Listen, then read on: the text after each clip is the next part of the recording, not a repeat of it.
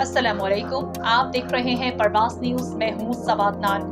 नजर डालते हैं अहम खबरों पर। जैसा कि आपको पता है कि मैं खबर शामिल करते हैं डिस्ट्रिक्ट रिपोर्टर मोहम्मद शफीक सौंदरा की इस रिपोर्ट में। राजनपुर पीपी 295 के उम्मीदवार चौधरी मसूद अख्तर गरीब आवाम की आवाज हैं। राजनपुर के आवाम मुत्तहिद हो जाएं, अपने हकूक के लिए उठें। आवाम मुत्तहिद होकर भिखारी निजाम को खत्म करें।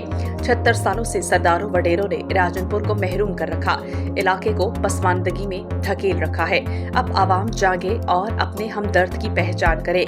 चौधरी मसूद अख्तर को कामयाब कराएं, हम आवाम को कभी मायूस नहीं करेंगे।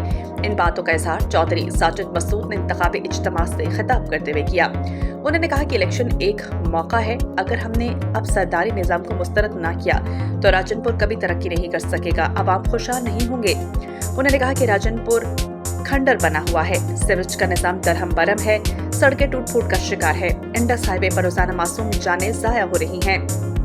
राजनपुर सुई गैस से महरूम है, ये वाहिद जिला है जहां पर कोई यूनिवर्सिटी नहीं है, आवाम को बुनियादी सहूलियात से महरूम रखा गया है। उन्होंने कहा कि अगर अल्लाह ताला ने चौधरी मसूद अख्तर को मौका दिया और वो पीपी 295 से MPA बन गए तो इंशाल्लाह हम राजनपुर की तकदीर बदल देंगे।